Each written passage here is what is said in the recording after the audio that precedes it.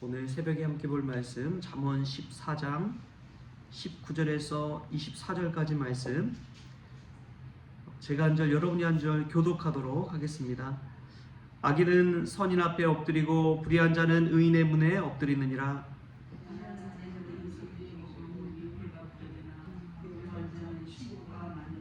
이웃을 업신여기는 자는 죄를 범하는 자요 빈곤한 자를 불쌍히 여기는 자는 복이 있는 자니라.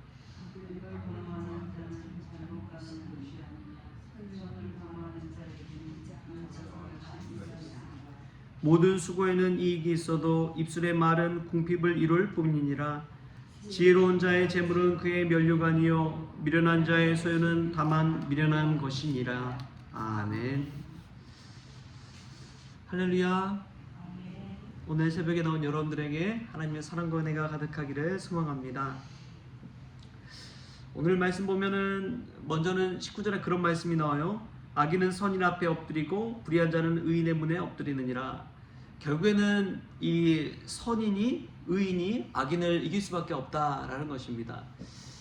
왜 그런가 하면은 이 죄 앞에서 넘어질 수밖에 없기 때문에 그렇습니다. 불의한 자는 당당할 수가 없습니다. 그러나 선인은 당당할 수가 있는 것이죠. 불의한 자가 아무리 많은 재물을 얻는다 하더라도 정당한 법, 하나님의 법 안에서는 그 불의한 재물이 아무 소용이 없는 것이죠.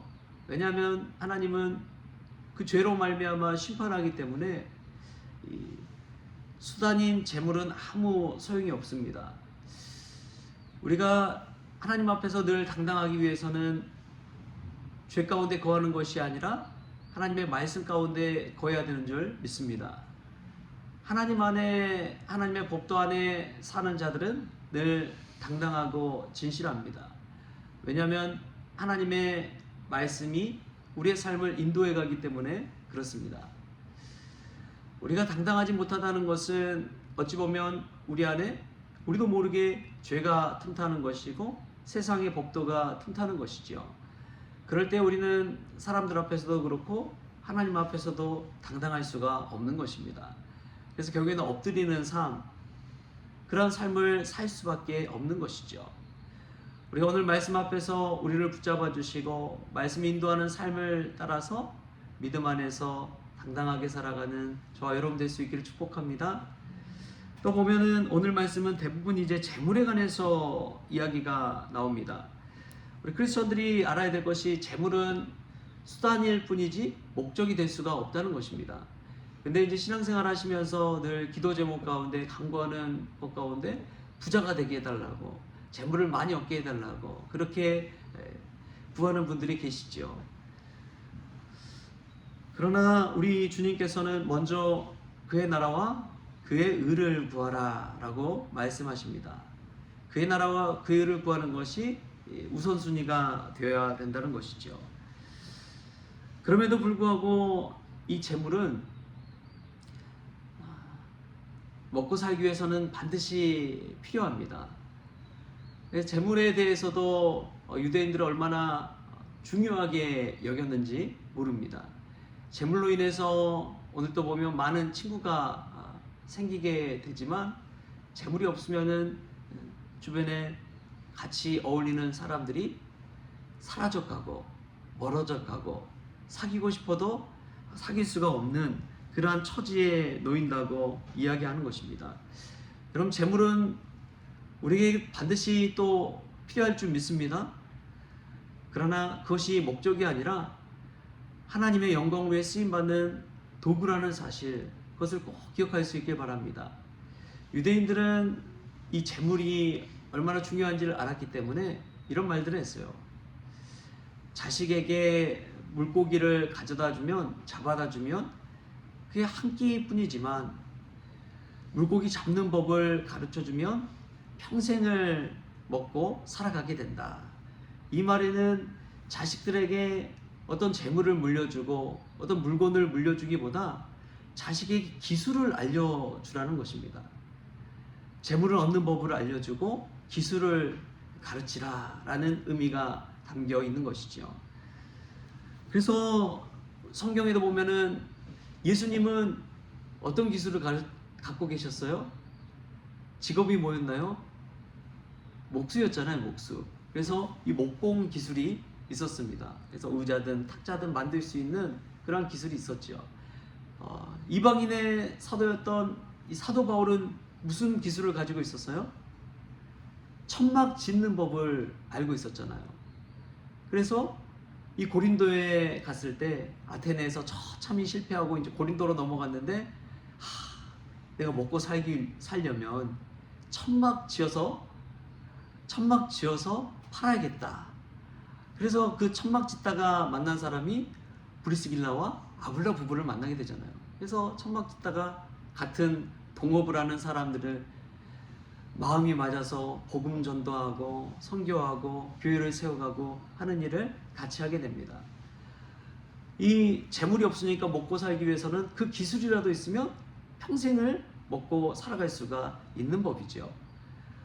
오늘 성경 말씀에 보면은 재물은 지혜로운 면류관이라고 이야기하고 있습니다. 우리 24절 말씀 같이 한번 읽어볼까요? 24절 시작. 지혜로운 자의 재물은 그의 면류관이요 미련한 자의 소유는 다만 미련한 것이니라. 아멘. 여러분, 그렇습니다. 오늘 이 성경의 잠언은 이 지혜로운 자의 재물은 면류관, 영광스러운 승리의 관이라고 이야기합니다. 여러분, 우리에게도 하나님께서 지혜 주셔서 우리에게 주신 지혜뿐만 아니라 그 지혜로 얻은 재물이 우리의 면류관이 될 수 있기를 바랍니다. 남에게 의존하지 아니하고 의지하지 아니하고 스스로 살아갈 수 있을 정도의 재물은 우리가 가지고 있어야 됩니다. 이게 지혜로운 자의 삶인 것이죠. 늘 부모에게 손을 내미는 자는 나중에는 자식에게도 손을 내미는 법입니다. 그렇기 때문에 우리 스스로가 늘 의존적인 삶이 아니라 누군가에게 베풀어주고 힘이 되어주는 그러한 지혜로운 자가 될 수 있기를 바랍니다. 또 보면은 23절에 이런 말씀이 나와요. 모든 수고에는 이익이 있어도 입술의 말은 궁핍을 이룰 뿐이니라. 여러분, 재물 얻기 위해서는 반드시 수고함이 있어야 됩니다. 땀 흘림이 있어야 됩니다. 노력이 있어야 됩니다. 열심히 있어야 됩니다. 그래야지 이 재물을 얻을 수 있고 궁핍함을 면할 수가 있습니다. 그러나 늘 말만 하고 행동하지 않는 사람은 재물을 얻을 수가 없는 것이죠. 어떤 젊은 청년이 정말 사업에 성공하고 부유한 사람을 찾아왔습니다. 그래서 어떻게 하면 제가 당신처럼 그렇게 성공하고 부를 얻을 수가 있습니까? 그러자 그분이 젊은 청년에게 그렇게 이야기해요. 우선 어떤 회사든 그게 대기업보다도 중소기업을 들어가서 일해라. 그리고 들어갈 때 자신의 월급이나 연봉을 많이 달라고 요구하지 말라. 가서 일만 할 수 있게끔 해달라고 그렇게 요청을 하고 들어가라.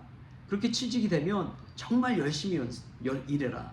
열심히 일하면 그 일한 것 때문에 이 수익을 얻게 되면 그 기업의 회사의 사장이 미안해서라도 월급을 올려줄 것이다.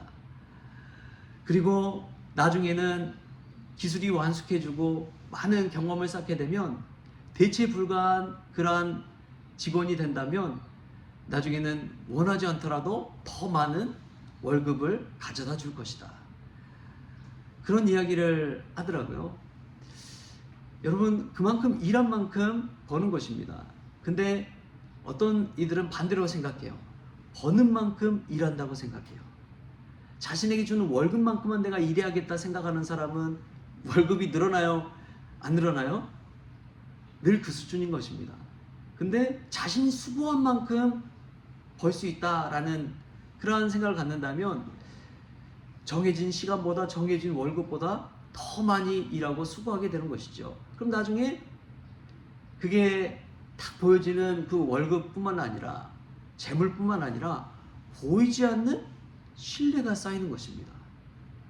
그 사람에 대한 보이지 않는 인식이 쌓이는 것입니다. 그러니까 이 성경 말씀 그대로 모든 수고에는 이익이 있는 거예요. 보여지는 재물, 내 손 안에 쥐어지는 재물, 이것이 끝이 아니라 보여지지 않는 신뢰와 믿음. 야, 저 사람이라면 뭘 맡겨도 돼. 야, 저 사람이라면 무엇을 맡겨도 잘할 거야. 이런 신뢰가 쌓이기 시작하면 보이지 않는 이익이, 우영의 이익이 훨씬 더 많이 따라온다는 것이죠. 그래서 복리라고 그러죠. 수고를 정말 열심히 하는 사람에게는 복리이자가 붙는다는 것입니다.